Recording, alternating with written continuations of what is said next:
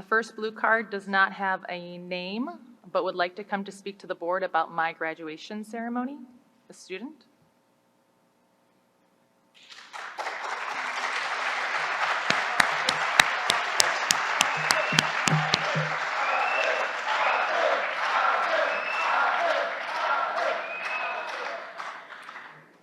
And I'd let everyone know, you've already seen we've been having some problems with the microphone, so please bear with us if we still have difficulties.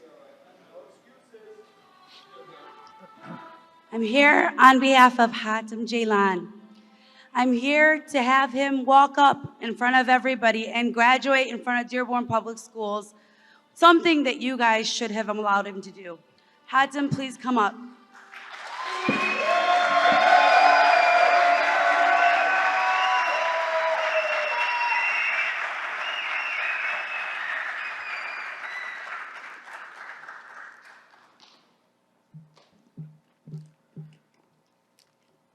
Hello, everyone.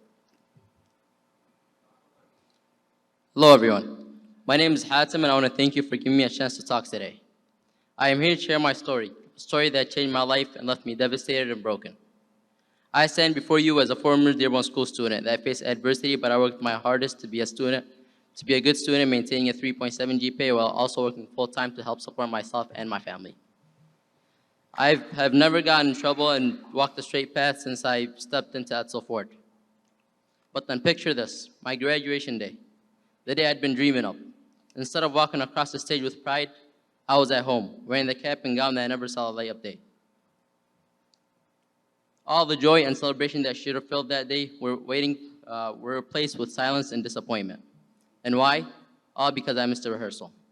The night before, I had worked until midnight, and because I was so excited, I couldn't sleep, and I missed my alarm. I slept through my alarm, panicked, and trying to get to rehearsal on time. When I got to school, they had just wrapped up rehearsal.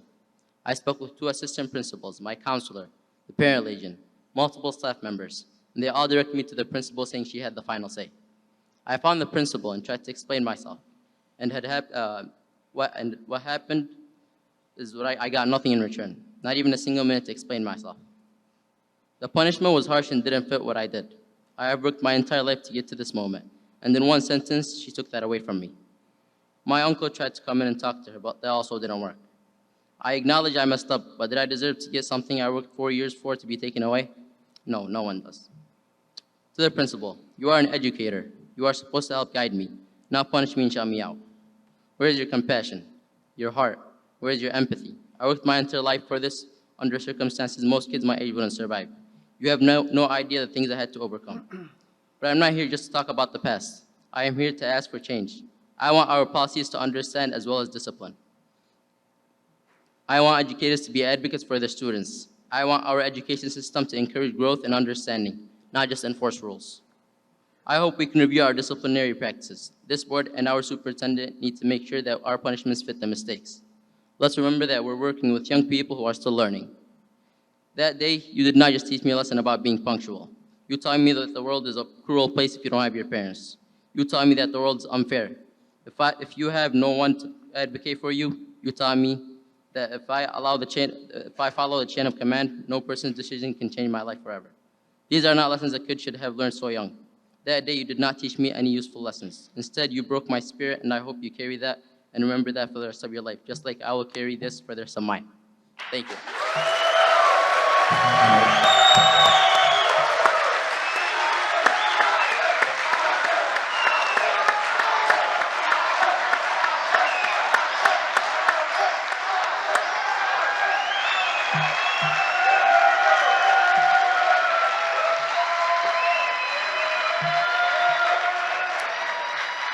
Next, Ida El Sayir, a parent, would like to come to speak. Next, a parent, Ida El Sayir, would like to come to speak to the board about student success. What was the name again? Ida El Sayir. I seen her AYDA. earlier here. She might have stepped out. If she stepped out, we'll come back to her. Next, Crystal Jean would like to come to speak to the board about student graduation participation.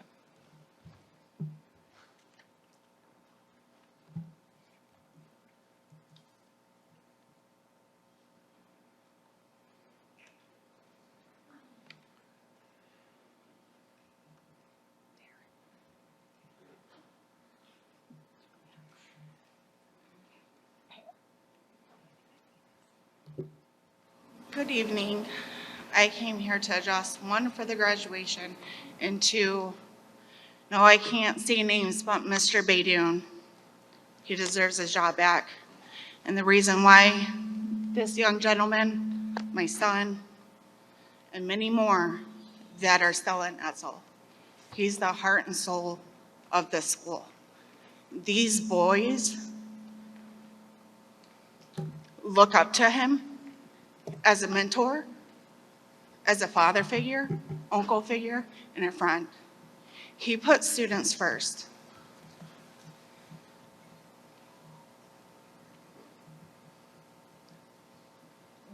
What's going on in our community, in our school, in our districts, we have to put our students first.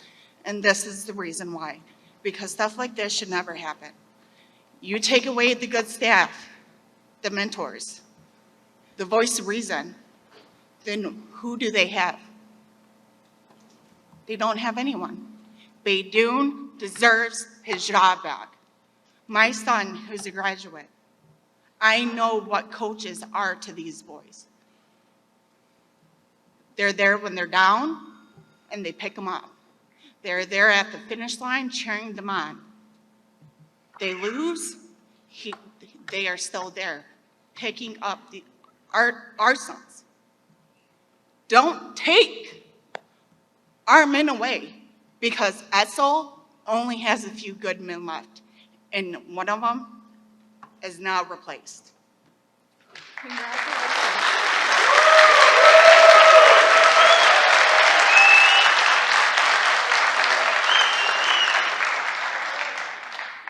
I would ask again everyone to please refrain from names. Next is a student, I apologize, I believe last name is Page, on Park Street, that would like to come to speak to the board about wrongful denial to walk-in graduation.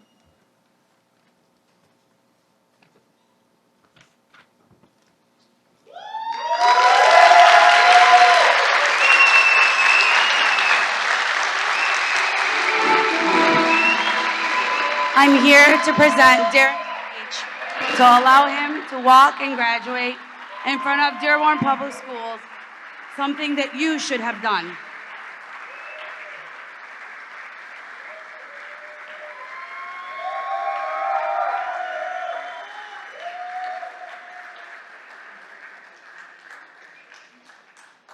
I'm going to speak a few words for Darren, and then his mother filled out her own blue card, and she wishes to speak as well.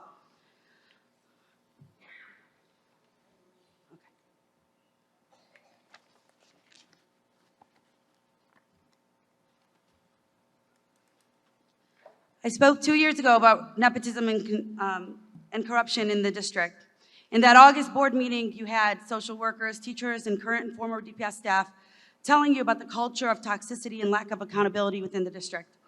It is often said that in Dearborn, it's not what you know, but who you know. And that couldn't be more true in the case of Darren Page. Darren didn't have the right connections to get to walk in his commencement ceremony. Mr. Martin said they didn't do their job either, referring to the students, placing the blame on the student and deflecting blame from himself for his failure to actually review the circumstances of Darren's case. Why was Darren absent so much? Because another child brought a gun to school the year earlier and traumatized him from attending. What did the school do to stop and reduce the bullying? Did you offer social work to assist him? What did you do? I know what you did. You failed the student, and then you punished him for your failures. Let's talk about Mr. Martin's admission that he holds the final say. Let's talk about him saying he would not lie in front of the board. He won't lie to you, but he would lie to the parents. He told Mrs. Page that the decision was the principal's alone and not his. He lied, and we're tired of it. The accountability needs to be had. We're asking not just for the change in policy, but we're asking for heads to roll. We want accountability for the people that have failed our students and punished them. It is unacceptable. And I've said this before, the fish rots from the head down. Mr. Maleko, Dr. Maleko, we're asking you to intervene to change the culture that is now impacting our students for the rest of their lives. Thank you.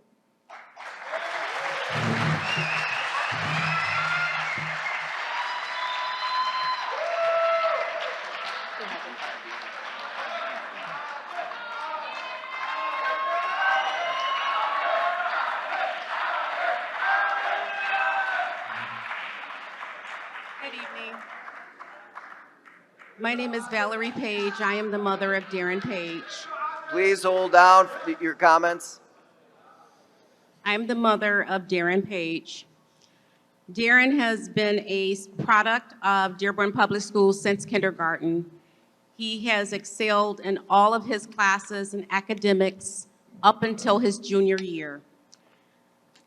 He was confronted with a weapon by another student.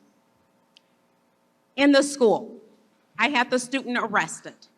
After school, me and my husband, we met with the principal. We were told we would hear something from the board.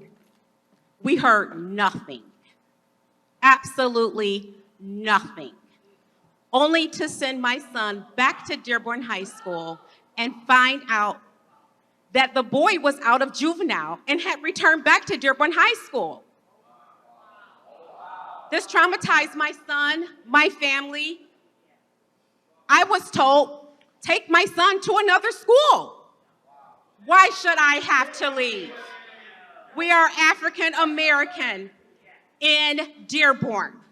We will not leave.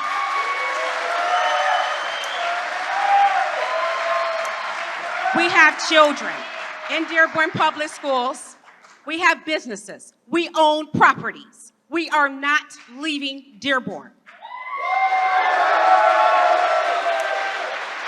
My son was traumatized. My son did go to school as much as he could, and I was not going to push him if he was being bullied by this boy or afraid. I was not going to push him one day. He went to school anyway, all he could, every single time, every chance, online, after school, before school, whatever he could do. We knew that he was going to be short on credits.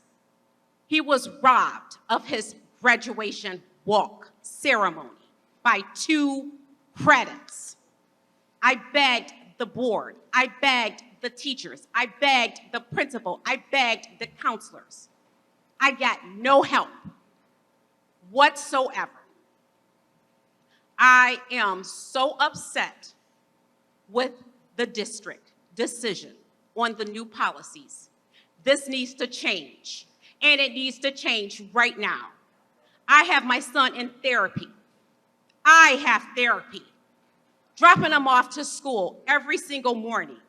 The only way the principal said that she would help me is to give him a pass to leave 15 minutes before the bell rung, so this other child wouldn't retaliate because we were scared he would. With the events that are going on in the world today, especially after Oscar.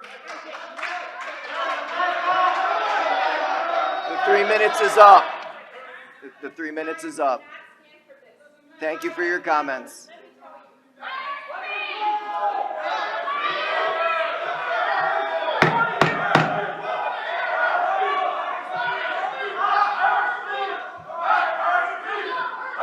You only have 3 minutes.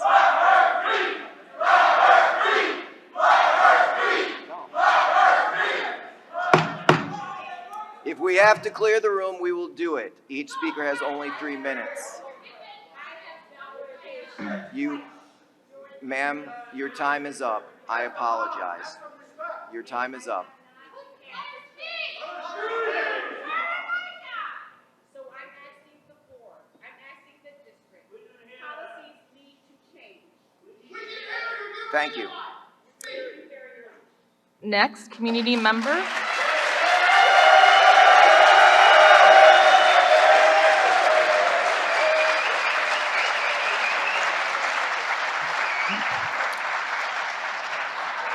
Next, community member Mike Hashem from Dearborn would like to come to speak to the board about procedures.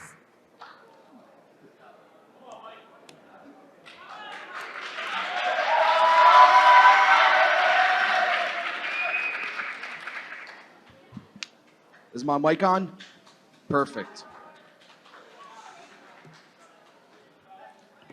I didn't even start. I want my 3 minutes back. Your time's running. Perfect.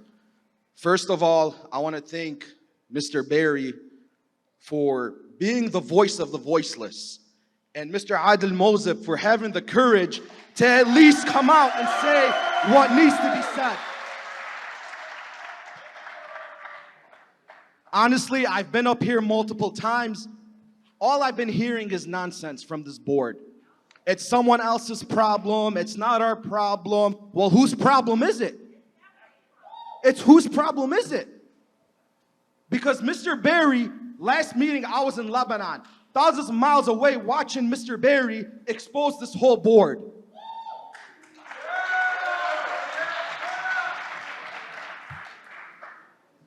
The only person I seen go down today and shake both graduates' hand was Mr. Mozib. Why hasn't anyone other on this board actually have the courage to actually stand up, walk down the stairs, and go shake these kids' hands that they're gonna remember for the rest of their lives?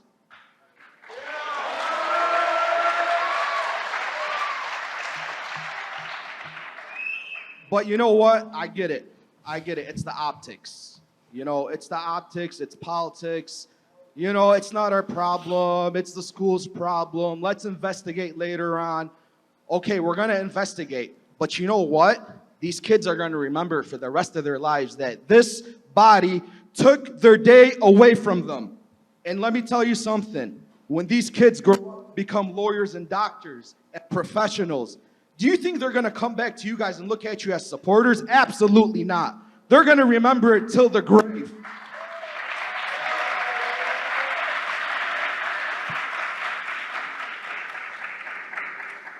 And my time is not up. I'm gonna sit here as long as I have to grill you guys. That's what I'm here for, to grill you guys, because you guys have done nothing all year long. Absolutely nothing.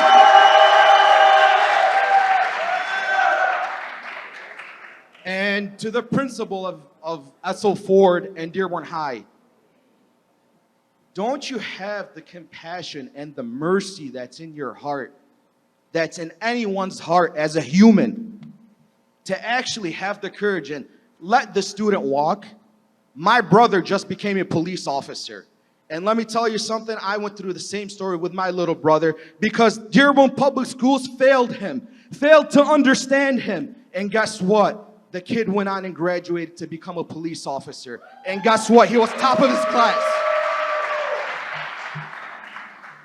With my 10 seconds, I want to say, I hope you guys go home and think about this and think about the kids that you guys see every day in your household. Thank you.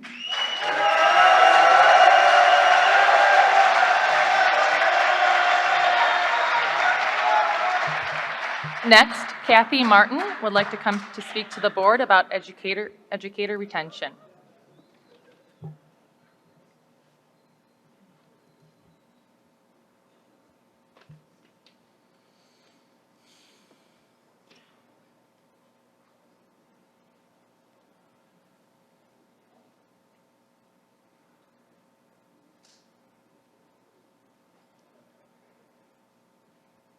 Good evening. Is it on? Yeah. Yes. I hope everyone's summer is off to a great start. I hope the graduates are enjoying themselves, and I hope the staff, families, and the community is doing well right now. Although it is technically summer vacation, I can tell you that central office was buzzing with people this morning. Educators were there for various reasons, trainings, planning sessions, and negotiations. They were all working when they could be resting after another very difficult school year. We're lucky to have so many people in this district who are committed to us and our students. As a district, we've been dealing with an educator exodus since 2016, well before the national exodus started. The writing has been on the wall for a while now. We know universities are shutting down their education programs due to lack of interest. We can't necessarily change state and national legislation in this room, but we can adjust how we do things in Dearborn. We know there aren't enough university graduates entering education, but we do have over 1,000 certified educators working in Dearborn right now. Judging by the number of resignations rolling in, we will be starting the school year with less educators than we have now. What are we going to do to keep our amazing teachers and staff? As a union, we've surveyed our teachers and presented the district with well-thought-out creative solutions. We're eager to get teacher-backed solutions to address problems and create the necessary changes to retain staff. Every student in this district deserves to have a certified professional in every single classroom. And I hope that the district feels the same way and works hard towards a contract that will recruit and keep our great teachers so that every student gets the education that they deserve. Thank you. Next, an employee, Jihad Beydoun from Dearborn Heights, would like to come to speak to the board about the coach of Edsel Ford. Can you repeat the name? I'm sorry. Repeat the name. Jihad Beydoun.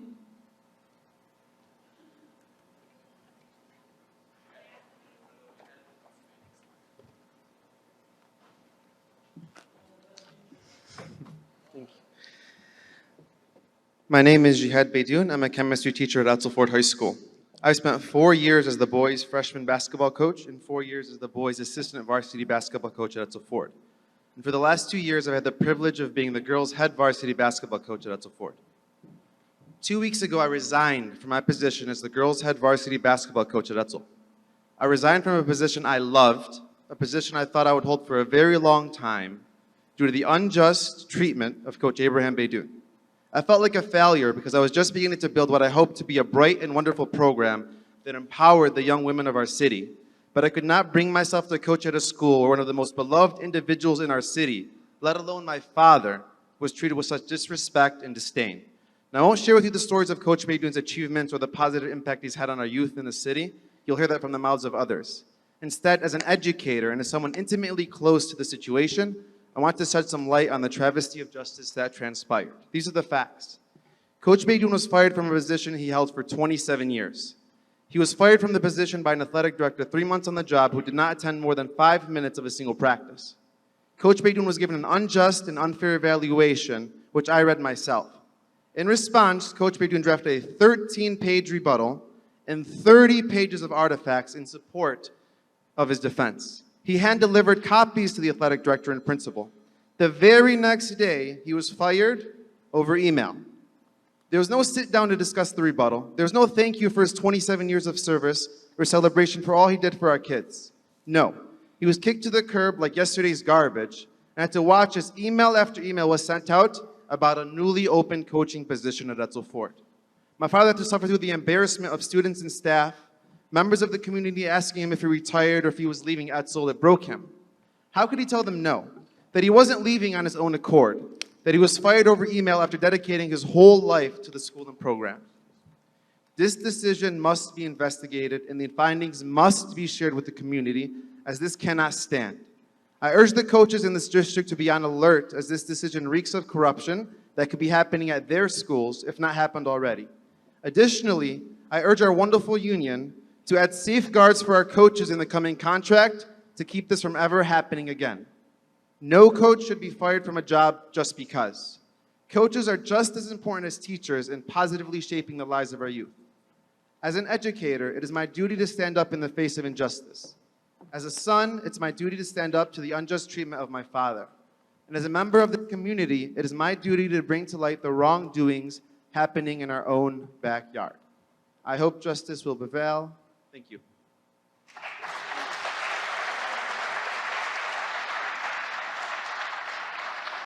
Next, community member Ali Saad from Dearborn would like to come to speak to the board about the coach.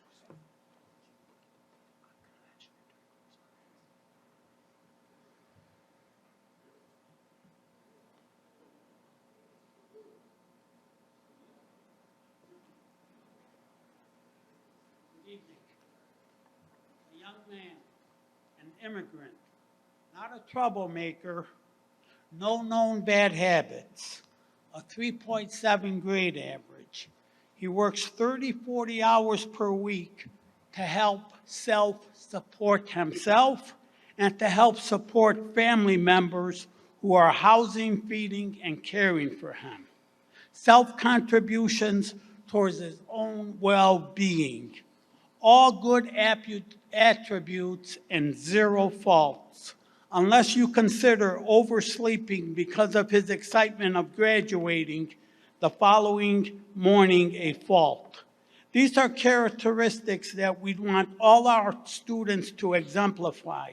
The city of Dearborn, the state of Michigan, America, Dearborn Public Schools, the Ford Motor Company, and our community have led the way to over 100 years of a thriving middle class and beyond for its students, including me.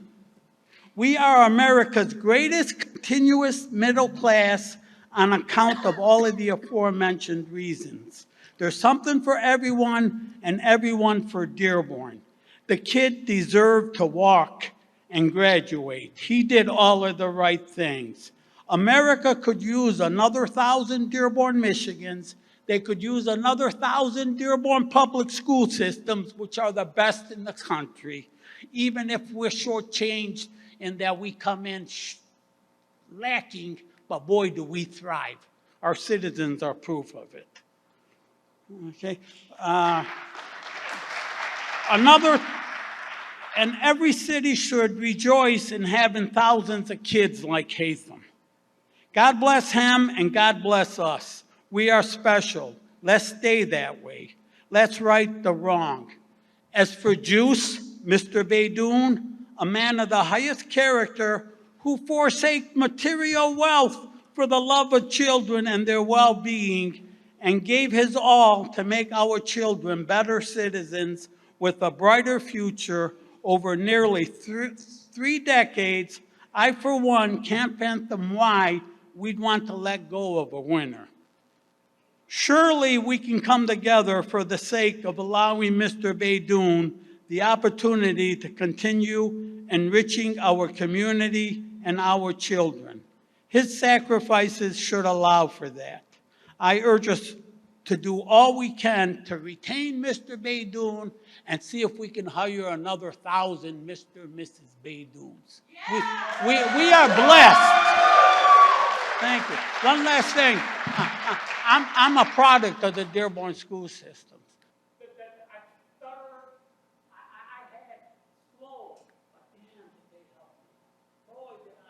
You did a great job with the speech. Sure.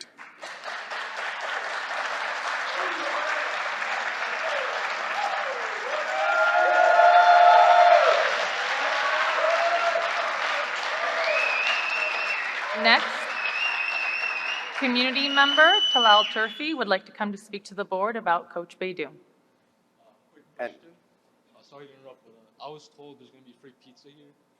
Is that true? Can you guys direct me or? No? Sorry. Thank you, though. Next, Mr. Turfi. And I remind everyone to please refrain from the names of employees or citizens, anyone else. Good evening, and thank you for this opportunity to speak. My name is Talal Turfi. 2 weeks ago, I addressed the school board about Coach Ibrahim Beydoun. I said that coaching is not always about winning, rather it's about growing as a team. Winning is not about numbers. Winning is about building strong character, and that is exactly what Coach Beydoun has achieved. He taught and modeled good citizenship and sportsmanship for both students as a counselor and for athletes as a coach.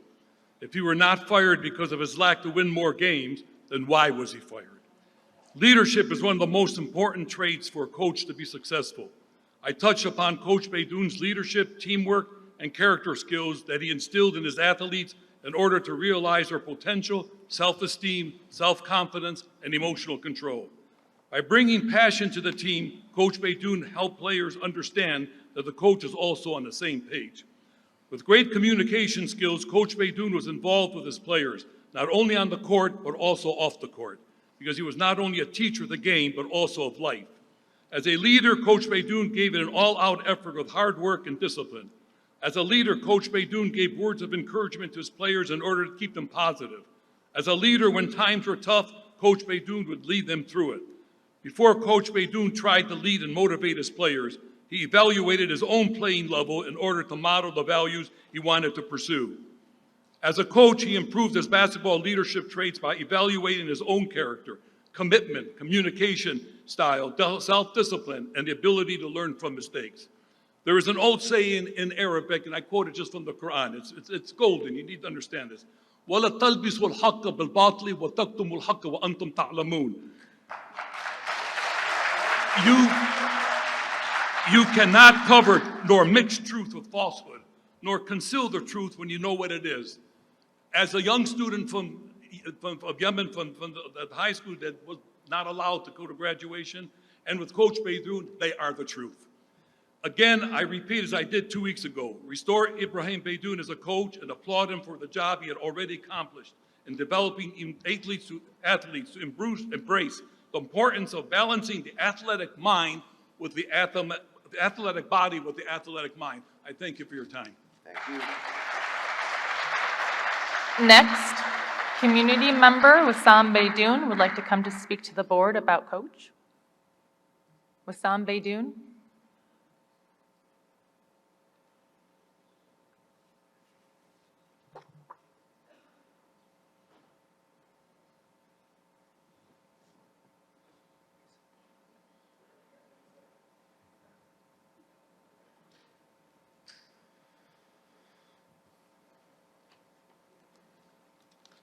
Good evening. I'd like to begin by saying there isn't enough time in this meeting to credit Hajj Ibrahim Beydoun. Most know him as Coach or Counselor Beydoun for all of his accomplishments as a leader, coach, counselor, and mentor. Terminating Hajj Beydoun as a coach is nothing more than a witch hunt orchestrated by a few individuals that have administrative positions. In the last month's school board meeting, the community and educators alike rallied around retaining good quality educators, all in the while Superintendent Maleko spoke about recruiting new ones. I asked this panel, along with Superintendent Maleko, how is it possible to retain quality educators and recruit new ones when the message is no matter how much you give of yourself to this district, you can always be dismissed of your accomplishments without merit. I asked Superintendent Maleko to reinstate Hajj Beydoun's coaching position immediately.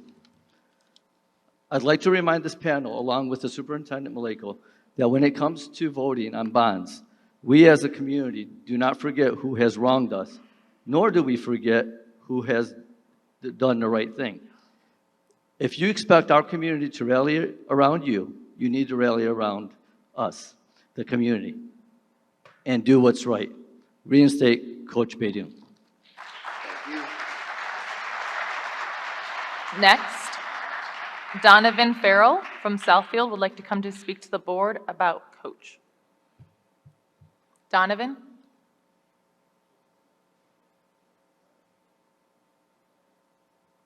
We can come back. Next, community member.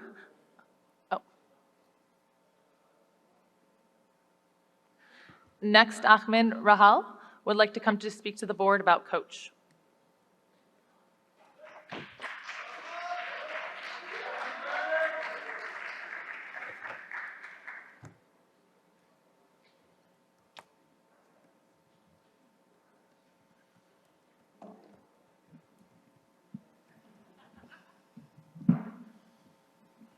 Good evening, board. My name is Ahmed Rahal.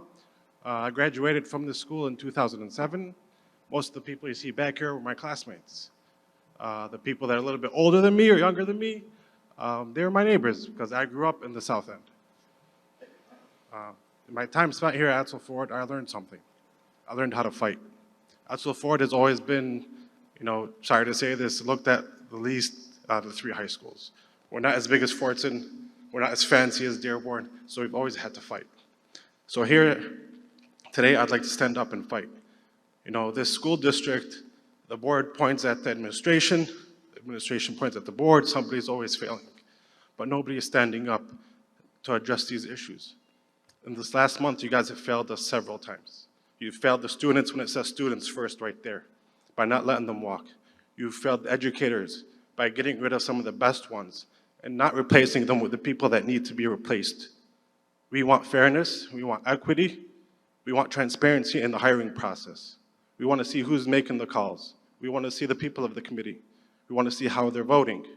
We want to speak up. We want our voices to be heard.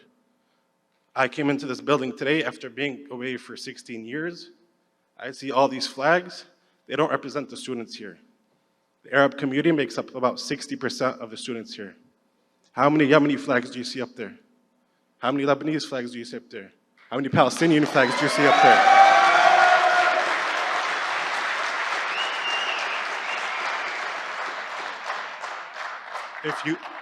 If you want us to assimilate, just keep the American flag up there.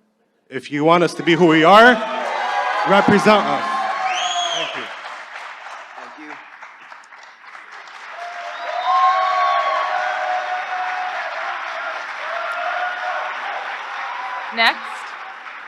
Next, Attorney Fatina Abdraba would like to come to speak to the board about a coaching position.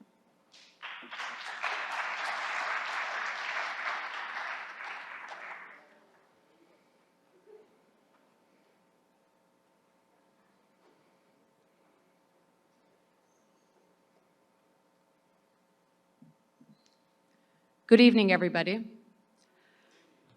My name is Fatina Abdraba. I'm a graduate of Dearborn High School, 1999. I grew up in West Dearborn in the 90s, where the number of Arab families like myself could be counted on one hand. I lived and experienced firsthand the bias, discrimination, and yes, I'm gonna say racism of Dearborn Public Schools.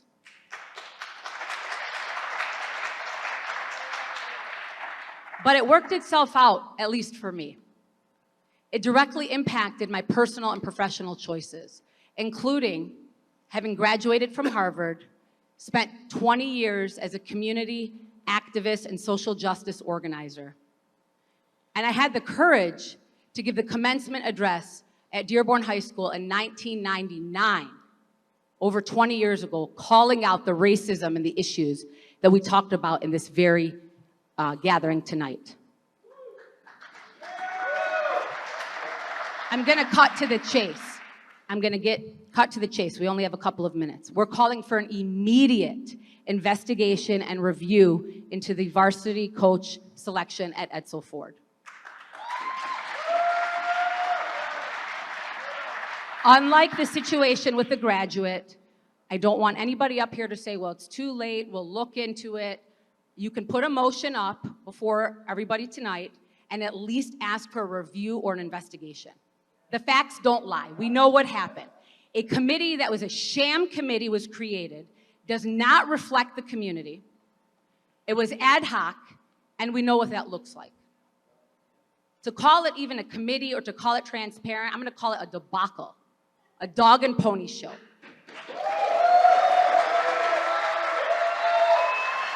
So while it's been 20 years since I gave that speech on courage and on discrimination and on racism, and Adil is right, changes do take time. Today, we're gonna ask the trustees, Mr. Maleko, to at the very least, there is no harm in calling for an investigation, for a reset. It is clear, I don't know this principal, it is clear, I can't speak to her intention, I can speak to her decision-making. And just based on the agenda items from tonight about her, she's 0 for 3. And my brother's right next to me. My brother who's right next to me was the athlete. But I know athletic language. She's got a bunch of L's in her column.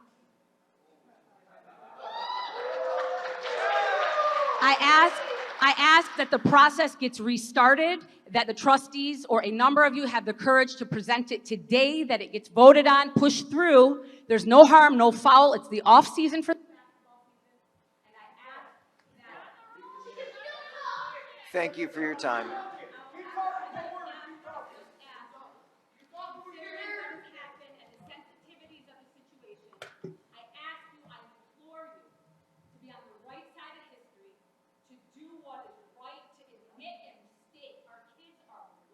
Thank you. Next item.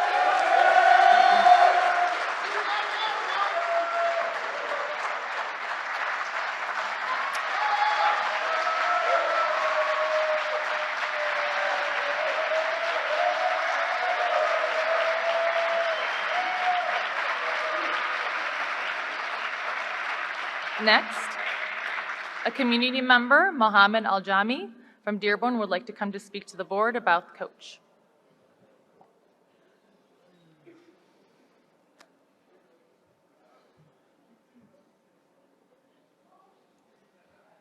Good evening. Good evening. I stand before you guys as a byproduct of the Dearborn Public Schools and now as a concerned taxpayer. The situation we have at hand is not just about Coach Kamal. However, it's about the concern when it comes to the hiring process used in the schooling system. The issue at hand, as a Yemeni American, I feel as if our people are being direly marginalized, even though we currently make up 65% of the student body. A big part of the job qualification as a teacher, coach, or someone chosen to represent a community is job skills and a cultural fit. Not only is it sad to see people who are overly qualified being turned down for positions they deserve, but seeing it happen again and again and again to the same group of people. The signs of unfair HR practices, biased selection, and nepotism is blatant. If that is not the case, then why is there a member of the administration panel telling the community that the principal wanted Mr. Redzik in advance? And as a community, why did we hear that Mr. Redzik was going to get the position with the Yemeni assistant? Not only does this show an unfair selection, but that it was premeditated as well. How does a group that makes up 65% of the student body have an underwhelming representation in the panel process used?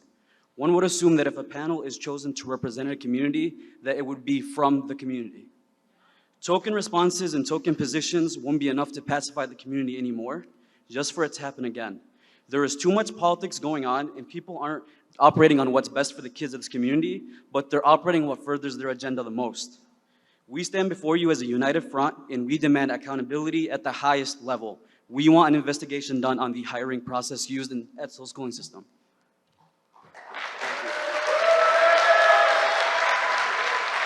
Next, community member Omar Draba would like to come to speak to the board about coach.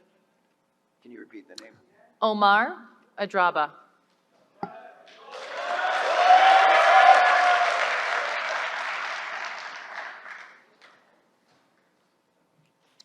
Hello, my name is Omar Abdraba, the brother of Fatina. Got big shoes to fill. She's a Harvard grad, and I'm not. But at any rate, I've been a citizen of this city for 39 years. I'll keep it short and sweet so everybody can have a chance to speak. What we know, let me just say something about myself. I coached at Dearborn High School many years ago. I played several sports there. I played 2 sports in college. And I think I understand as well as anybody the impact a coach can have on a player. And I don't know all the facts about Coach Beydoun, and I'm not sure why he was let go. And I think he's a great fit for this program. But since he's not here, and he's no longer the coach, it's very obvious who the next coach should be. I could make the argument that Phil Jackson and Tom Izzo are great coaches, but I would also argue that Kamal is a better fit for this specific role.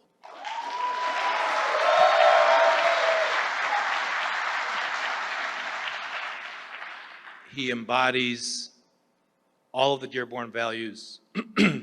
He inspires, he educates, he celebrates, but I think the biggest thing for me is he's a big part of the feeder program, the youth program he's been leading for 15 years. That is a big portion of the student athlete population here. So I encourage you all to do the right thing, to look into this matter, and as a parent, I'm learning that we have to assume positive intent, and I'm gonna do my best to do that, but I'm gonna teach my kids to speak up and speak out and do the right thing.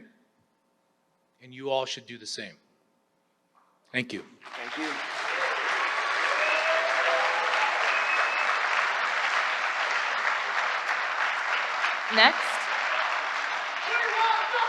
Next we have student. Next we have student Mohammed Sohaba, who would like to come to speak to the board about the hiring process.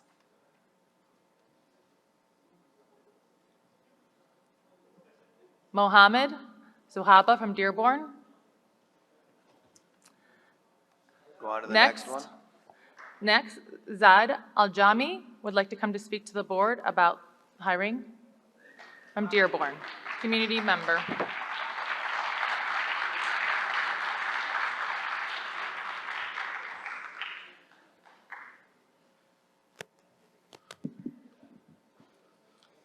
Hi, everybody. Thank you for having me. My name is Dr. Zaid Aljami, part of the community and a physician here in the community. So I'm going to keep this brief. I'm here basically to speak in regards to Mr. Kamal Aljami not being promoted to varsity basketball coach at Edsel Ford High School, and also the firing of Coach Beydoun, who I've heard numerous excellent things about from the community. You know, I'm not aware of the process, and I hope to understand it better from all of you. You know, and you don't have to answer these questions right away. If you want to summarize it at the end of the session, that's fine. So, you know, what is the process of electing coaches, and not just, you know, basketball, but any sport? You know, is this process transparent to other candidates and to everybody in the athletic community? Do you think this is a fair system? I'd like to remind everybody also that many of us, you know, left countries and places where we were, you know, treated unfairly and in corrupt conditions, and came to the U.S. To Dearborn for the better.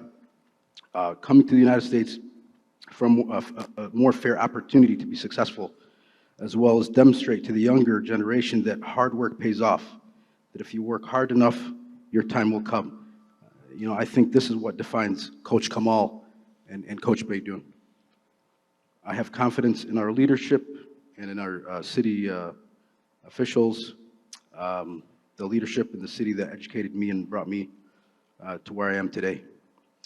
In summary, I feel Coach Kamal Aljami and Coach Beydoun's many years of coaching experience have gone unnoticed, and I'm hoping that there's a more transparent process that is open to the athletic community to why a particular individual is chosen. Either restore Coach Beydoun or promote Coach Kamal and give him the fair chance that he deserves to be a varsity basketball coach at Edsel Ford High School. Thank you for your time. Thank you. Next, parent Nabil Abdullah from Dearborn would like to come to speak to the board about the hiring process.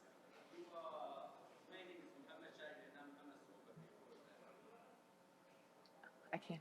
I'm sorry.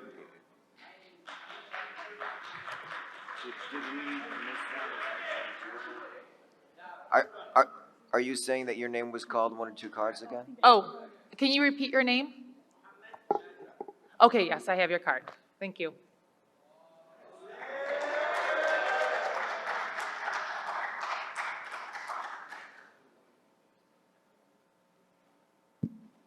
Good evening. I see there, student is first. Is that right? Student is first. Our student first. Is that right? I don't see that. I think it's this, stay silent. If you follow what you write, what you read when you graduation, you have to follow right. Your student come late for a couple of minutes. After 12 years, oh, you're not graduation no more. No. You broke his heart. You broke his family heart. You not let him to speak with you. Never.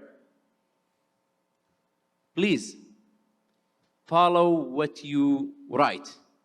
Maybe you write for commercial, yes. Oh, everyone see it. Yes, you now work in it. Our kids, they are scared right now. Papa, maybe if I come late for one day, not for a couple of minutes, they told me, get out of here. You're not graduation right now. Think about the kids. They're from Yemen, from Lebanon, from Afghanistan, from somewhere. Civil war. The family is not here. Some students, they are work hard, and they go to the school. Sometimes they feel tired. I will sleep late, go wake up, go to the school. Oh, out of here. You're not with them. See you next year. Think about the student, not about the teacher. Message to the principal, teacher is your kids. Doesn't matter how old are you. You have to listen to them before you talk. For the board, we need you not here to hear us every month and time. We need you to go to the school, hear from the teachers, from the student, see before the mistake came and we go outside. Hey guys, you're not doing nothing, we know that. We speak with you a lot of time. If you love the student and the student is first, I will see you go walk down the student. Congratulations. You didn't do that. You didn't do that because you don't have the power. Some guys under table, donation, or some guys, they told you, stay here. Maybe politics, by the way. Maybe racist. Please, student is first, not last. Thank you. Next, parent Nabil Abdullah from Dearborn would like to come to speak to the board.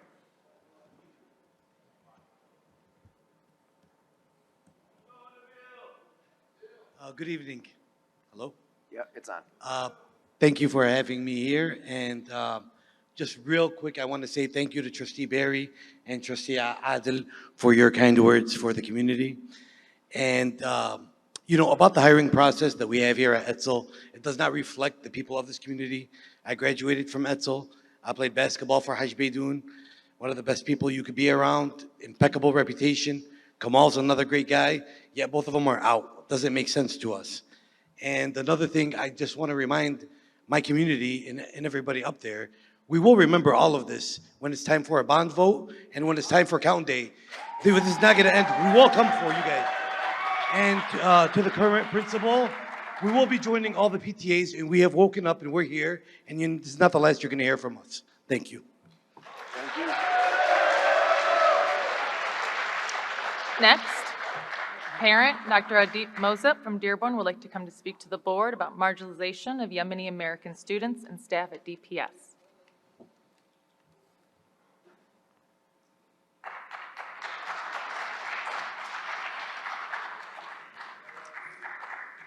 Good evening.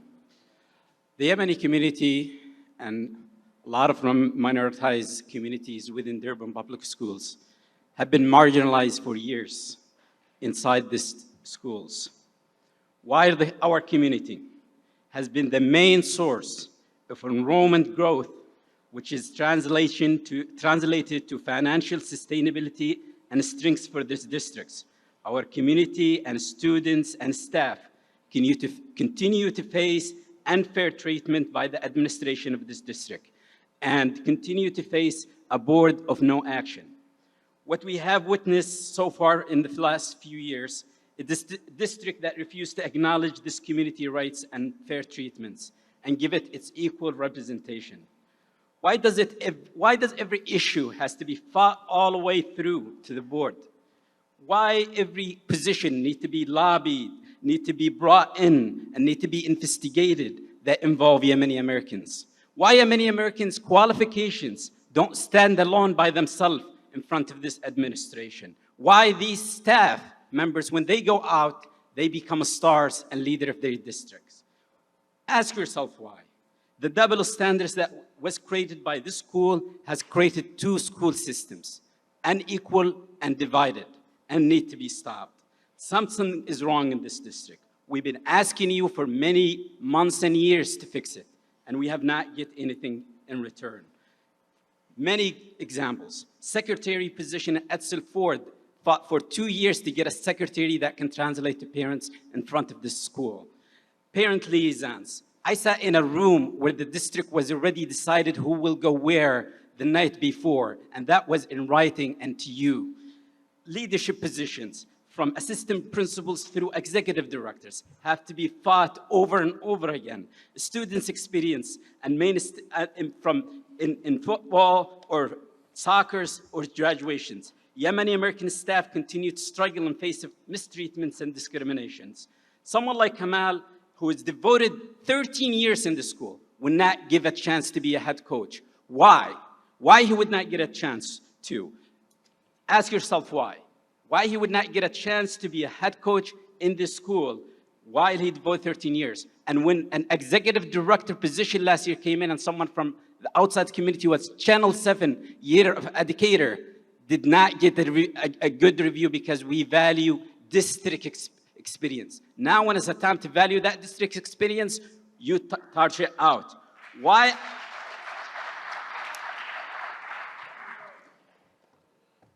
I think it's time for you to come out of your hell horse and meet the community demands, or else you are forcing us to extreme demands and extreme steps. And one will vote every bound down. If we'll vote every bound down. Two, we also will hold our kids at home. We will boycott all the after-school programs. We will follow the footsteps of the civil rights movement in this country until we get fair representation, until we get a board that will be willing to listen. Thank you very much. Next, parent and community member Naz Qaid would like to come to speak to the board about students not being able to walk in ceremony, and Coach Kamal from Dearborn.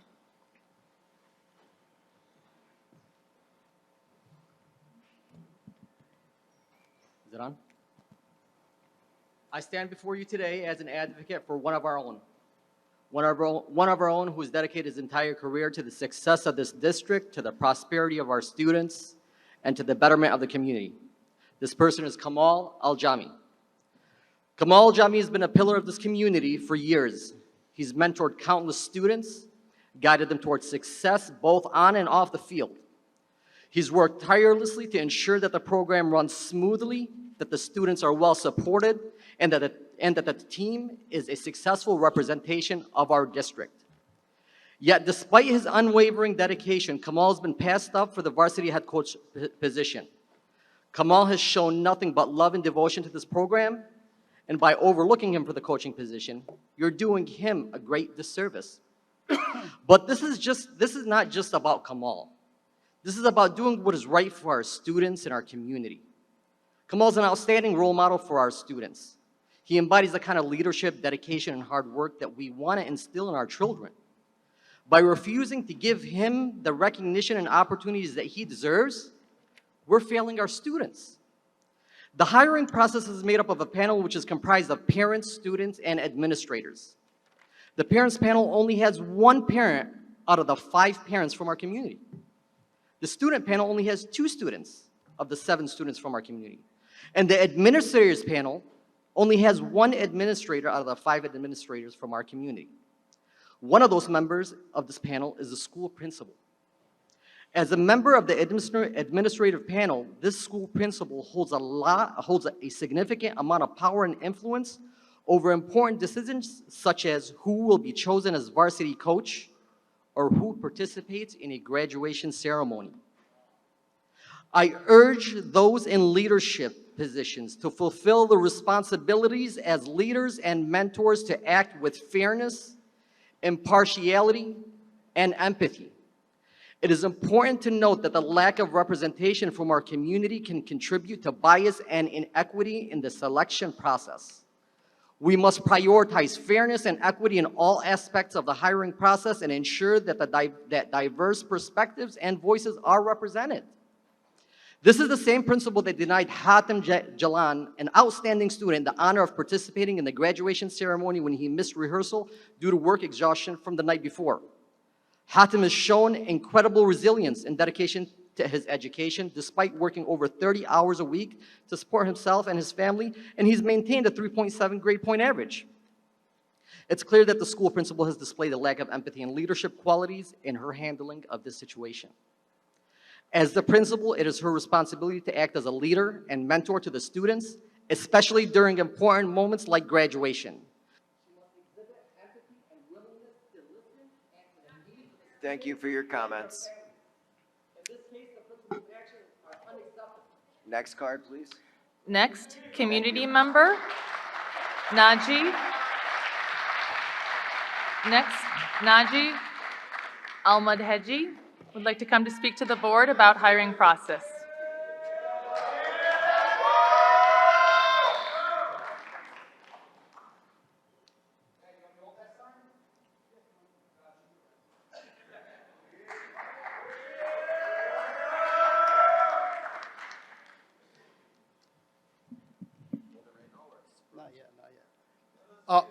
Good evening, everybody. Dr. Maleko and Board of Trustees. My name is Naji. I've been a resident for 40 years.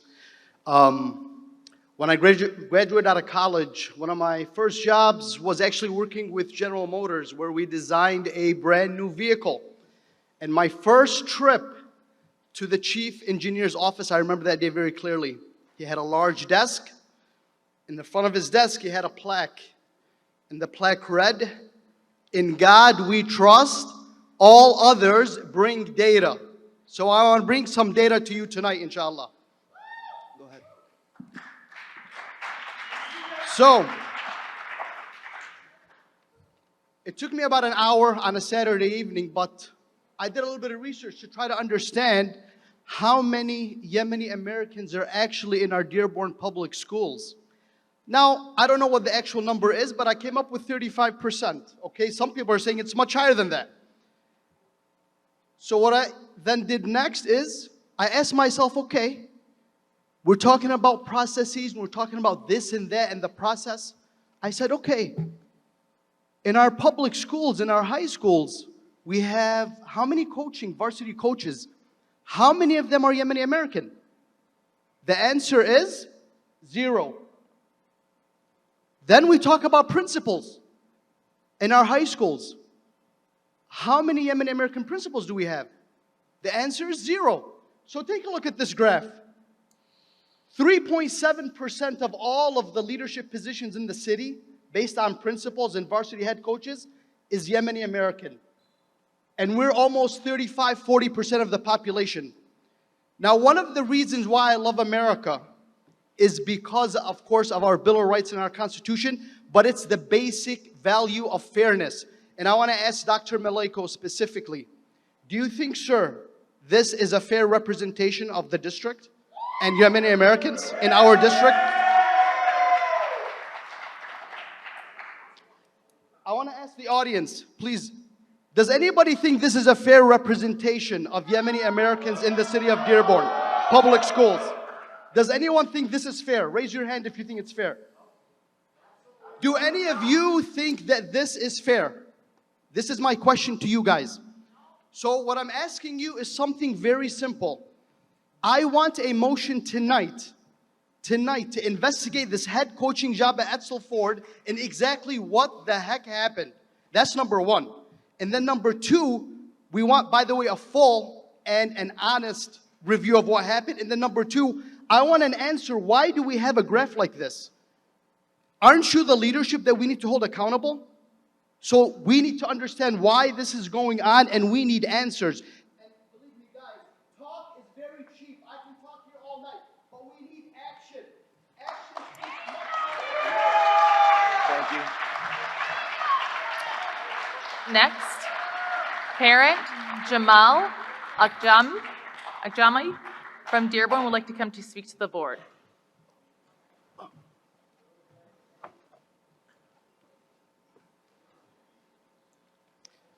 Good evening, everyone.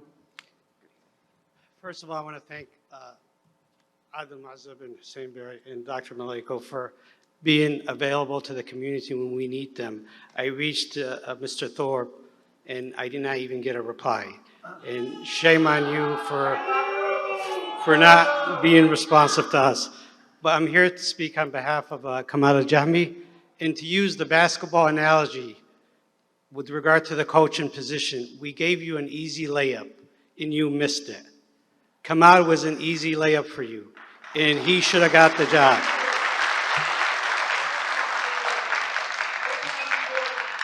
So to speak of his experience, he has 13 years. In comparison to other coaches, it's 13 years in the building. Let me stress that, in the building. We cannot marginalize that. Somebody that was able to stick and be loyal to the school and stay at the school and serve for 13 years. Kamal does a lot of things outside the community. Recently, somebody made the comment that the other coach that was hired is liked by the Yemeni community. We expect all teachers to like the Yemeni community. That should not be a criteria for hiring a coach. We want somebody that understands the Yemeni community, and Kamal does that. 60% of the population is Yemeni, and somebody talked earlier about the panel. If you look at the panel, the first panel, only one Yemeni. You had a parents in there that's not a parents. It's a parents committee. You had somebody that's not a parent. On the kids committee, 2 are from our community. There are students in that committee who are Mr. Rizk, I didn't want to mention his name, students. On the administrative committee, only 1 from our community. The deck was stacked against Mr. Al-Jahmi to get the job. So I asked for a motion. I asked for a motion from the trustees, from Dr. Maleko to investigate. So I asked for the motion. We pleaded with the board, and we get a lot of boilerplate responses from the board. You could see the way the board is, it's divided. You have 2 Arab American, and you have the rest. We want to be able to communicate with you. It's not fair that you don't respond to us and you don't listen to us. We have no access to you. We have access to these people, but we don't have access to you. We ask you to put a motion in place and to investigate. We really want you to reverse the decision, not just investigate. We want you to reverse the decision. You have an Arab American that was let go, and you have an Arab American that was rejected. That's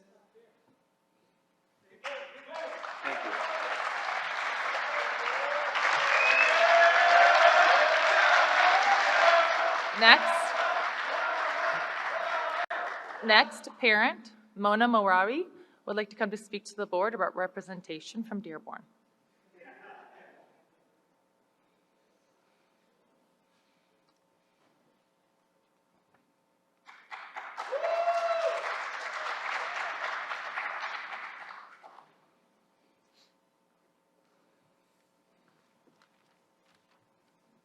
Good evening. I'm going to make this brief. One common theme that we've seen tonight is that this community here does not feel represented in this school board, in the school administration, in the school staff, and by the teachers. The staff in this school district does not reflect its students. Edsel Ford alone, over 65% of the students are of Yemeni descent. In this entire city, we make up 1/3 of the population in the city. Yet we lack representation all across the board, whether it's in city government, on this school board, everywhere. This is a problem because our students are surrounded by people who don't understand their backgrounds, their culture, and the unique disparities they face. You need to examine your hiring process. What happened to diversity, equity, and inclusion? Representation helps improve the school culture and student outcomes. We always hear about instances of Yemeni students being bullied in the school system. Research shows that when students see representation of themselves, it shapes how they imagine themselves and their place in the world now and in the future. I only see one solution to this, and it's districted elections. We need to change the election system for this body. It should not remain an at-large election system. We need a warded system here in Dearborn.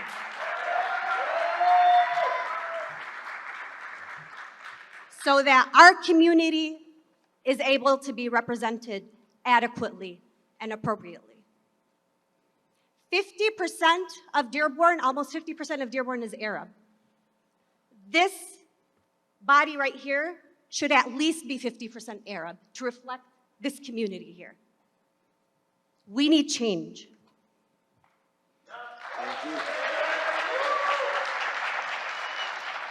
Next, community member Agil Elmathil would like to come to speak to the board about the flawed hiring process that discriminated against a 13-year-old loyal coach.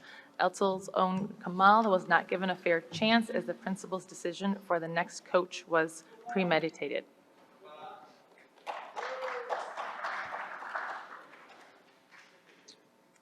Hello, board. Thank you for your time. Kind words to Adam Azib and Hussein Berry for acknowledging what we do as a community for Dearborn. I want to start off with giving you guys a definition of a word. And that word is loyalty, meaning the quality of being loyal. And I'll use it in a sentence for you guys. Hajj Beydoun and Kamal Jami have been loyal and Etzel Ford for the last 40 years combined, and got nothing but mistreatment and disrespected by Etzel Ford High School. As a community member advocating for our kids and their future, we are asking for a reversal of this decision, investigation, and accountability with consequences to those who have made the unfair decision to not move forward with Kamal Jami as the next basketball head coach for Etzel Ford High School. This process was flawed. 1 out of the 5 parents were from the community. 2 out of the 7 students were from the community. In regards to the admins, 1 of the 5 were from the community, which didn't include any of the APs that are at Etzel Ford High School. You disregarded the letters of recommendations and didn't have any audacity to properly vet your interviewees. The principal took it upon herself to make an executive decision based on what she wanted to do prior to the interviews. We were told last year that the job was going to a fellow member that wasn't part of the community, and also Mr. Kamal Jami was told that that person was going to get the position. Yet he still interviewed, got letters of recommendation, and was disregarded. You got to ask yourself, if it was someone else that spent 13 years of their young life in the assistant coach position, would they have gotten that job? Kamal was racially profiled and we as a community are not okay with it. That was the last straw.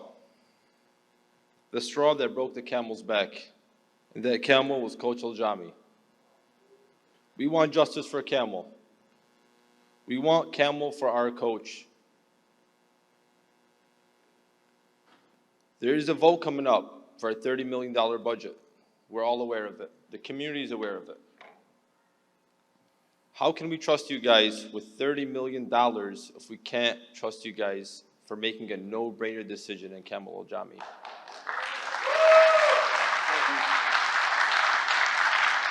Next, community member Stephanie Butler would like to come to speak to the board about community relations.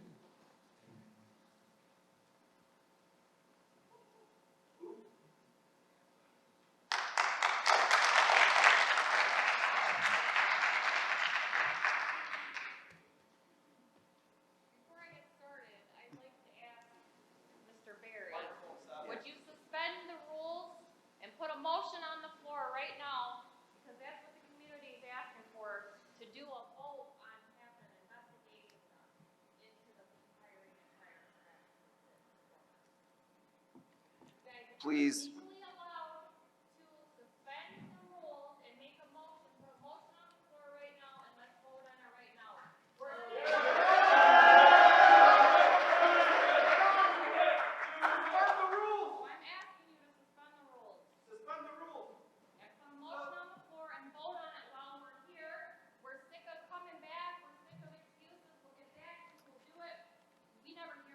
board usually will speak after all the public comment on all the items. It's time for public comment right now. I know, but this is time for me to ask you, since no one else knows, and I've been legally advised to ask you to suspend the rules, put a motion on the floor, and vote on it.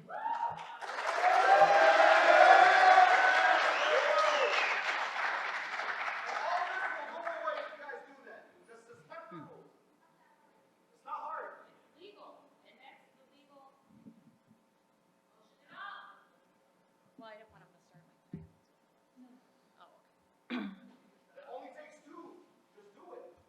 Somebody can suspend the rules. Somebody else can second it. All you have to do is vote on it. And all we're asking for is just the investigation part. That's all we're asking you to vote on. The board's going to be reviewing everything that was just talked about at this section. But this as is soon as what we're we done always with this. hear, Mr. Thorpe. We're asking you to deal with it now. We're here. Please move ahead with your citizen participation comments. So are you refusing to address the needs of this community? The board has not made a You request. have every legal right to suspend the rules and put a motion on the floor.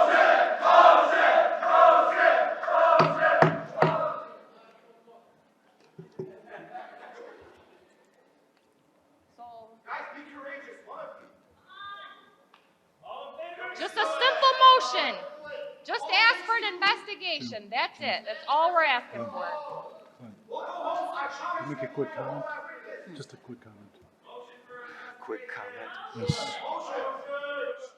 With all due respect, as a Board of Education, we do not have the power to hire. You do, Hussein. Okay, You don't- do. Okay, I'll shut up then if you're gonna interrupt me. You do. We do not. We have the power to hire and evaluate one employee sitting to my left. We do not have the power to put a motion on the table to hire a coach or No, administrator. no, no, no. No, no, no. Well, then you would have to listen to President Thorpe once we get to our comments afterwards. You gotta let the process play out. This is not That's all asking I you have to guys say, to President do Thorpe. anything except for investigate the matter. Not hire, fire, not reverse decisions, none of that. Simply There- just to look into the matter of how that went down. That's all this community's asking for. I will state that a review is already in process. Okay. Excuse me, no motion is necessary for us to direct a review of anything. There is no motion is needed. Ms. Butler, please go ahead with your comments. Okay. Well, at least the community knows that there was an option to do that legally. But today I address you with a heavy heart, compelled to shed light on a grave injustice that has unfolded within our community. It is with a sense of urgency and a commitment to truth and fairness that I bring forth the reasons why what has transpired is unequivocally wrong. Just 6 weeks ago, Coach Abraham Beydoun, a revered figure in our community and the head boys basketball coach for 27 years, was unceremoniously fired over email. This cold and impersonal act of dismissal, orchestrated by a newly appointed athletic director with only 3 months on the job, is an affront to the values we hold dear. The manner in which Coach Beydoun was treated is an outright shame. His dismissal was based on an evaluation that, upon closer examination, reveals a blatant disregard for fairness and integrity. It becomes even more disconcerting to learn that the evaluator, the newly hired friend of the boss, spent a mere 5 minutes observing Coach Beydoun's practice before forming judgments and an opinion. The unjust treatment is a stain on our community, a betrayal of trust, and cannot be tolerated. We must unite and demand justice. We must stand up against this affront to fairness and integrity. Together, we call for Coach Beydoun's immediate reinstatement as the head boys basketball coach at Etzel Ford. While there's an investigation done, we demand a thorough investigation by a third party into the unjust evaluation and firing that transpired. Our community will not stand idly by as politics and corruption infiltrate our district. Our students, their futures, and their well-being are our utmost priority. I'm going to tell you a little story about Mr. Beydoun. My daughter is just a shy, quiet kid, just graduated, and she told me she begged Coach Beydoun. She worked with him, wrote it down on a slip to make sure that even if he wasn't announcing her name, that the person who would announce her name as she walked for her graduation would learn to say it correctly after she's been in the school district how many years. And by God, thank God for Coach Beydoun. He said her name correctly, and she was able to walk and smile and with dignity and honor under her rightful name, and that meant a lot to her. And I just want to say to Coach Beydoun, we love you, we respect you, we thank you for everything you do for our kids, everything you do for our kids. Coaching is not only about winning, it's about mentorship, and you do that better than anyone I've ever known. So thank you. Thank you. Next, community member Monowar Al-Sabahi from Dearborn would like to come to speak to the board.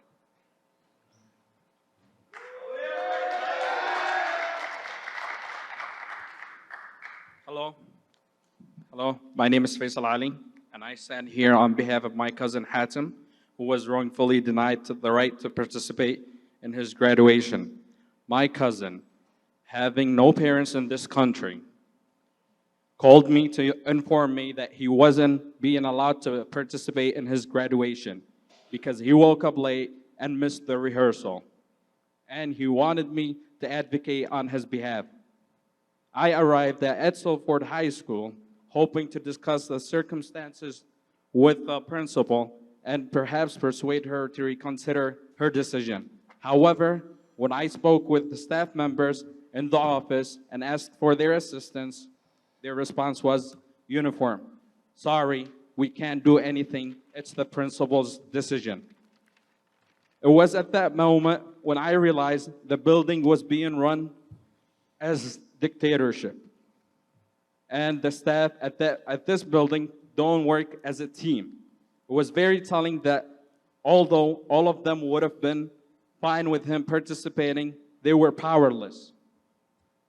I find this very alarming. When you choose a principal for a building, you are supposed to choose someone that leads, not someone that dictates everything that happens in their building without the input of other staff members. I asked to speak with her directly and was told that she was too busy to speak with me about a very pressing matter. The principal should be available for discussion with parents, families, staff, and students, especially when the subject is of an urgent matter. Her role requires a customer service mindset, yet her response was, I don't have time. So my plea to the board members today is to look into the climate and the culture of this building and figure out why one person makes all the decisions and other staff members have no say in what's happening in their building.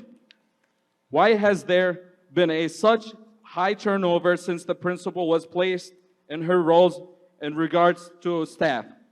What is happening in this building that is driving so many away?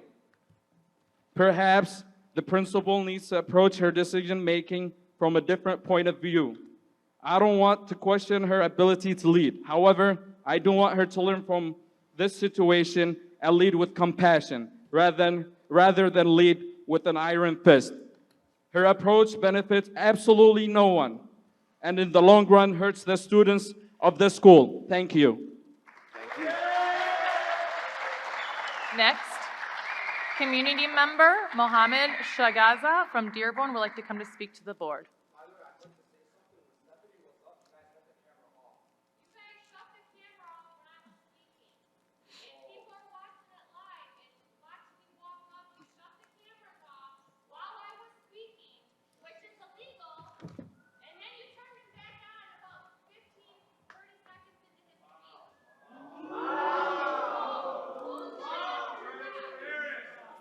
Thank you.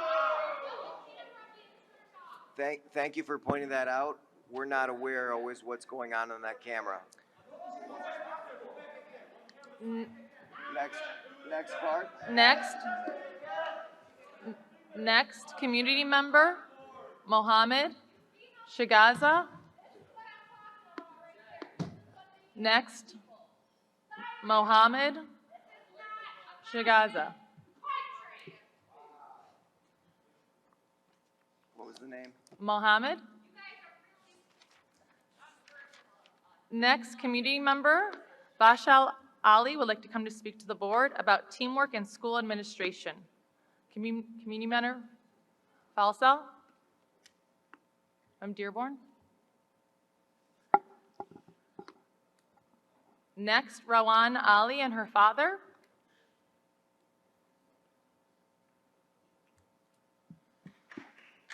All right.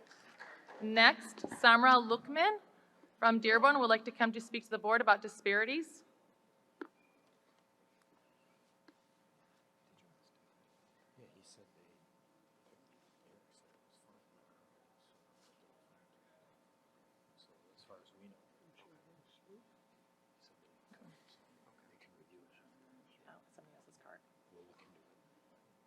I have with me Jed, who also submitted a blue card, and is giving me his time.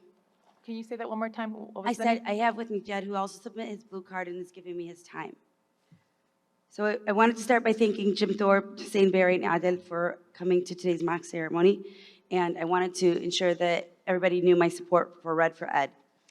The Supreme Court states adverse impacts claims are claims in which a plaintiff alleges that a facially neutral policy or practice disproportionately impacts a specific protected class.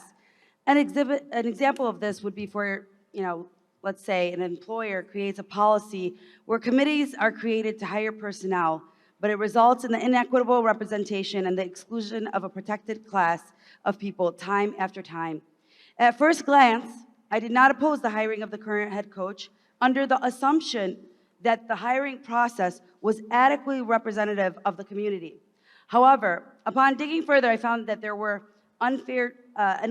an unfair tipping of the scales in terms of the selection of the people on the committees and contacting them in order to guarantee the selection of the preferred candidate. This is exactly what the Supreme Court was talking about. Your facially neutral policy disproportionately impacts my community. What happened with Hatem and Darren is another example of inequities and nepotism in this district. Last year, one director's daughter and niece caused destruction to school property when they drove over a school's track. They were allowed to walk. Hatem was not, even though he did not have any personal conduct issues, ever. Valerie Page begged and pleaded with all of you, including Dr. Maleko, 2 student directors and a liaison, but was denied allowing her son to walk. But on the day of rehearsal, the principal at DHS allowed another student to walk under the same circumstances. This is exactly what the Supreme Court is talking about. Your facially neutral policy disproportionately impacting my community, and we're tired of it. In 2009, your administration purposely left out a bilingual qualification on its secretary posting to deliberately enable an administrator to hire a non-Arab speaking candidate. Facially neutral, disproportionate impact. This year, these interview committees were created that had about half of the committee of white background and 25% of the committee was of a Yemeni American background. You deliberately tipped the scales. You put your hand on the scales to select who you wanted in the position, resulting in more disproportionate representation of ethnicities in your schools. Mind you, 2/3 of Edsel Ford is Yemeni, but you have only 4 Yemeni coaches in the entire district. Shame on you. I'm not telling you to only hire Yemenis. I am telling you to stop deliberately excluding us from opportunities to work within the district. This is not the first time that we have come to board meetings to complain about the diversity, inequity, and exclusion. I'm here to ask why you, as a board, keep giving highly effective ratings for an administration that has created chaos in board meetings, repeated news media coverage, and worst of all, negatively impacted our students. You pass out those ratings like they're candy on Halloween, and I'm demanding that you do better. First, it starts with you, the stupid policy.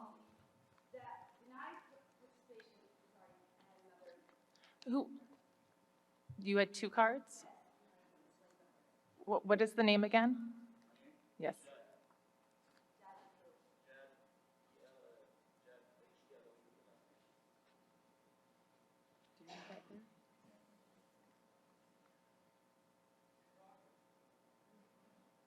I don't don't have that card. Do you know who you turned the card in? I'm sorry, I don't have that blue card. I don't have the blue card.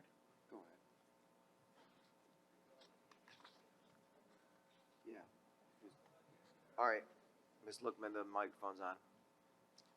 It starts with you, your first, the stupid policy that denies participation in ceremonies because of a rehearsal or lack of credits that they would eventually receive anyway. Those kids will never get to walk again. It's ironic that you celebrated Juneteenth, but you create policies that are disproportionately impacting people of color. And that was not lost upon us.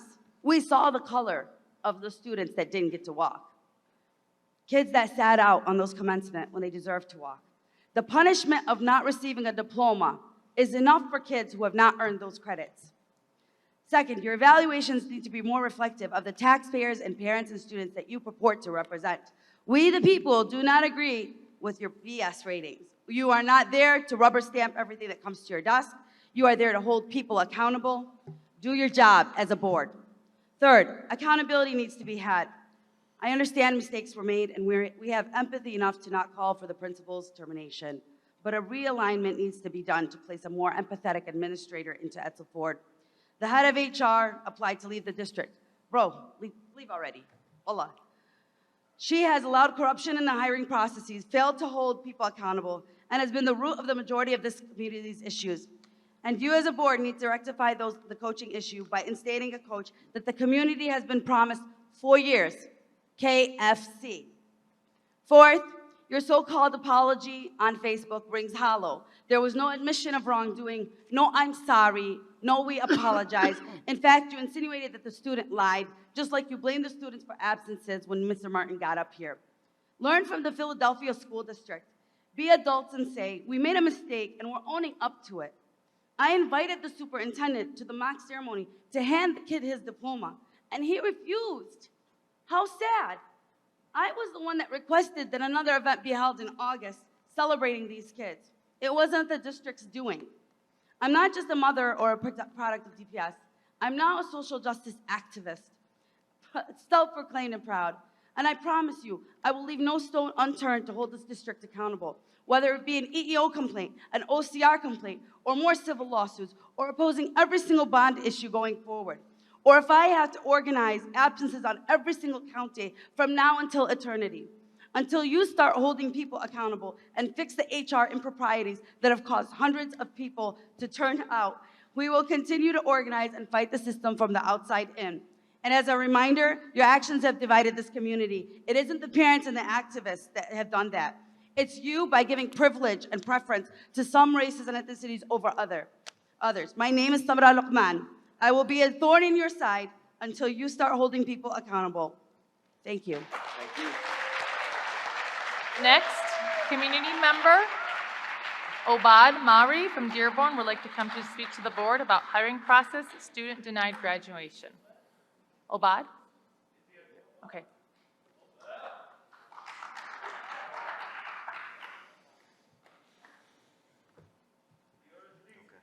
That's what he says. I mean, he can look at it after he sees there's an issue. But they also I'm speaking today on behalf of concerned residents of South Dearborn, CRSD. Hello, Board of Education. I'm here to express another example of marginalization of the Yemeni community. The Yemeni community has been attending Edsel Ford since 1988.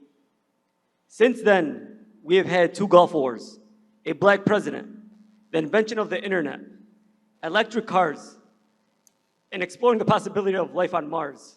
However, unfortunately down here on Earth, specifically in Dearborn, the south end of Dearborn, getting a bilingual secretary in 2020 took an astronomical effort by our community. It wasn't easy. CRSD has been reaching out and attending community meetings with Dr. Maleko and his team for many years to establish community equity within our community schools. Unfortunately, it seems like we are still light years away from being fairly treated by Dr. Maleko and his administration. After 13 years of loyal service, a Yemeni, Kamal al-Jahmi, was not given a fair opportunity to be considered for the varsity coaching position at Edsel Ford. The interview process was unfairly assembled to the disadvantage of our community. These are facts. Only one parent from the community was allowed to participate in the process. That parent was also called Sunday night, the day before the actual interview process. A community that makes up for 65% of the student body, a school that has historically lacked inclusion of our community in after-school athletics, an issue that the administration has raised with us during our many meetings over the years. Let me be clear. This is not about the candidate. This is about the hiring position, the hiring process. Therefore, it is no surprise that one of our kids was stripped away of his right to express a once-in-a-lifetime opportunity to celebrate his graduation with his peers. Let's not make this any more complicated than it is. This is not rocket science. He was being severely punished for missing a routine rehearsal. Now, this may or may not surprise you, but myself and my high school graduate, the supermajority of the attendees here are high school graduates. The many people watching at home are mostly high school graduates. Every one of you on the board and administration are high school graduates. To quote the principal herself in the commencement speech, this is a quote from the principal. Today is the day we all come together for one important moment.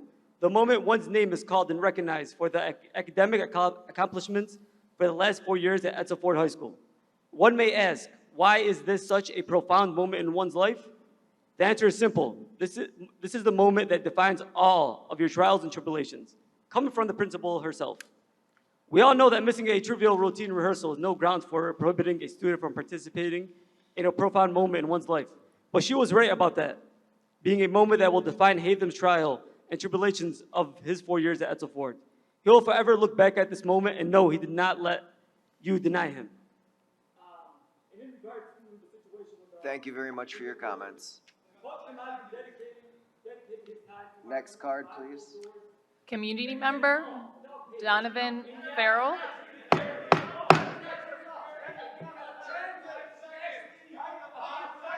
Thank you for your comment. Next, community member, last call, Donovan Farrell.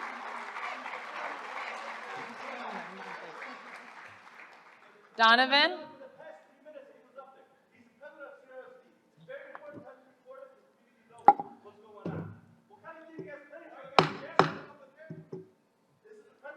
What we're being told by our tech department is that the cameras are on and it's able to be seen on the live feed. Next card. Last card, parent, Ida El Sayir.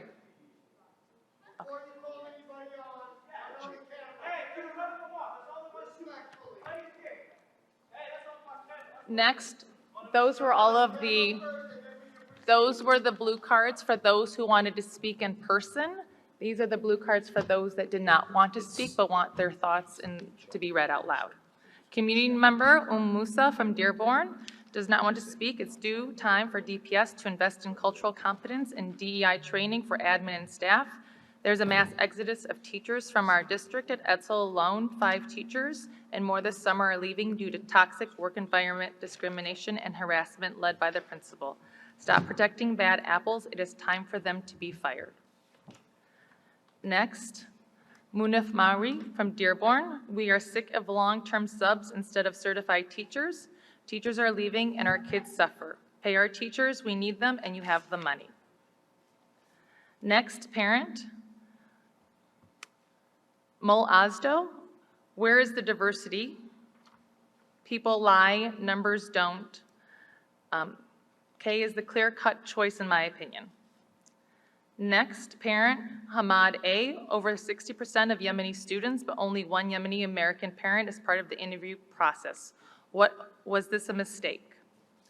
Next, community member, Saleh Algami from Dearborn.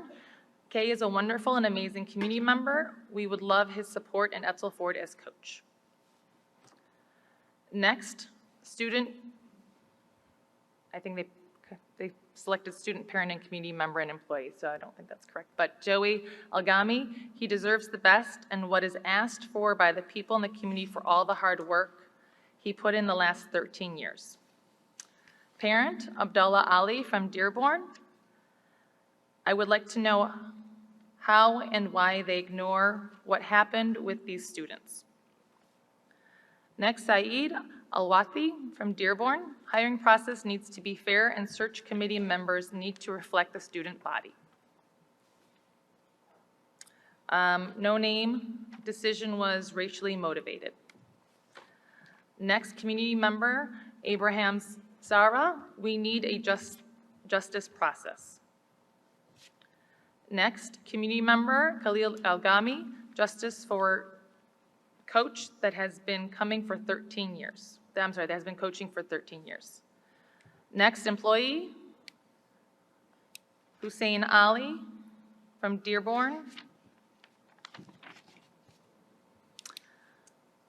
Dear Board of Education, it's been evident for some time that there needs to be a complete overhaul of the administration team. The DPS administration is ethically bankrupt. The district is made up of administrators who are corrupt and running the most vital part of our community, our schools. The district is responsible for our most valuable assets, our children. Yet we have most administrators that have no vested interest in our district outside of their careers. They live outside the district and do not have any children attending our schools. Yet they shepherd our limited English-speaking parents into the schools to sell them on bonds. Time for the board to flush them out and fill the district with ethics and integrity instead of bailing them out every time we do something wrong. Next, community member Bassam Goba. We would like to request a formal investigation into the hiring process of the head basketball coach. Next, Faram El-Muhajid from Dearborn, a parent. I'm here to express another example of a marginalization of the Yemeni community. They have been attending Etzel Fort since 1988. Since then, we've had 2 Gulf Wars, a black president, the invention of the internet, the iPhone, electric cars, exploring the possibility of life on Mars. However, unfortunately, down here on Earth, specifically in Dearborn, the south end of Dearborn, getting a bilingual secretary 2020 took a monumental effort by our community. It is no surprise that one of our kids was stripped away of his rights to experience a once-in-a-lifetime opportunity to celebrate his graduation with his peers. Let's not make this any more complicated than it is. Next, Zachary Frank Al-Mujahid from Dearborn, a parent.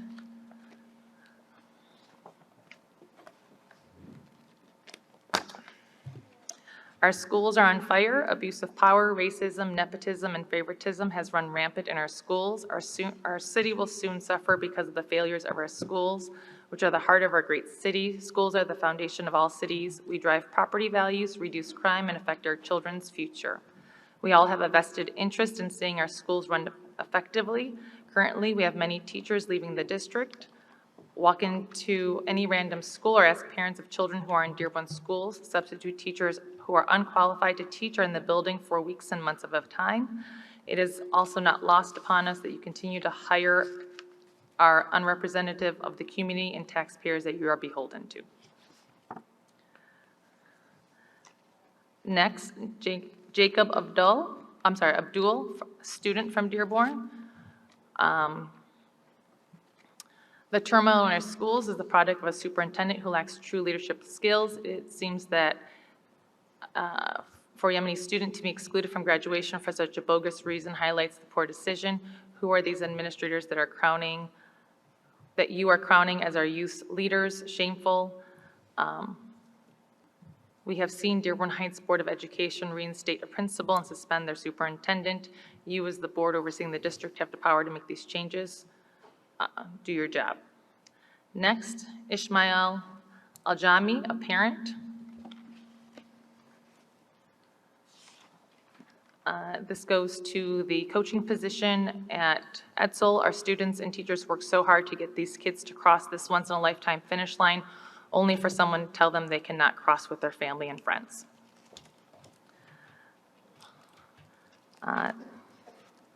This one is from Yahya Naji Algami. I wish you raise with your morals and leave your racism.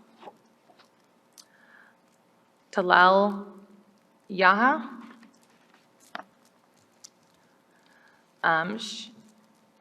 Now a Yemeni coach was unfairly deprived of a chance to coach varsity basketball for his underserved community by a rigged interview process. A Yemeni student excluded from participating in a once-in-a-lifetime high school graduation ceremony. The common denominator administration. You have people here that are sick and disgusted by the administration. You have teachers that have been wearing red for ed for years now, and you've done nothing to investigate or hold the district accountable. Mo Farouk Al-Mujahid from Dearborn, a parent.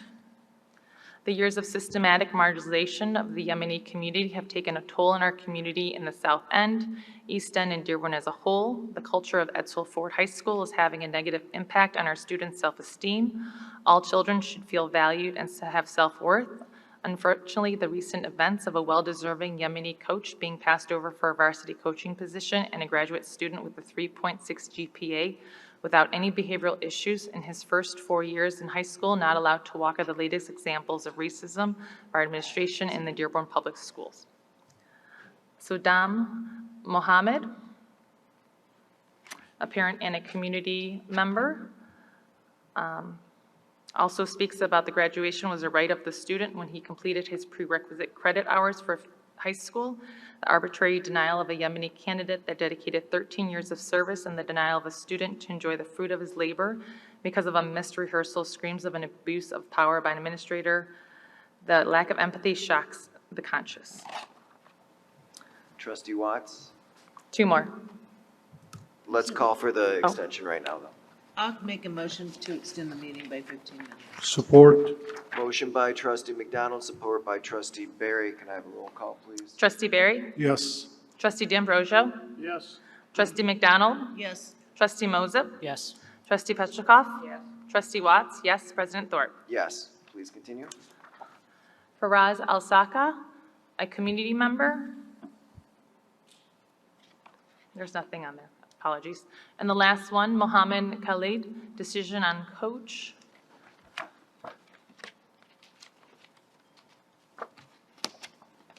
Good evening. In any industry, rather private or public, when a person shows 13 years of loyal service with the expectation of being considered for a position when it becomes available at the very least, they will get a fair opportunity. I ask the board to investigate the process and the parties involved, and I ask that you change this policy, which is clearly negatively and unfairly impacting the people and the color of this district. Please take the appropriate measures on behalf of the community to repair the harm to all parties, including the student excluded from his once-in-a-lifetime high school graduation. Thank you.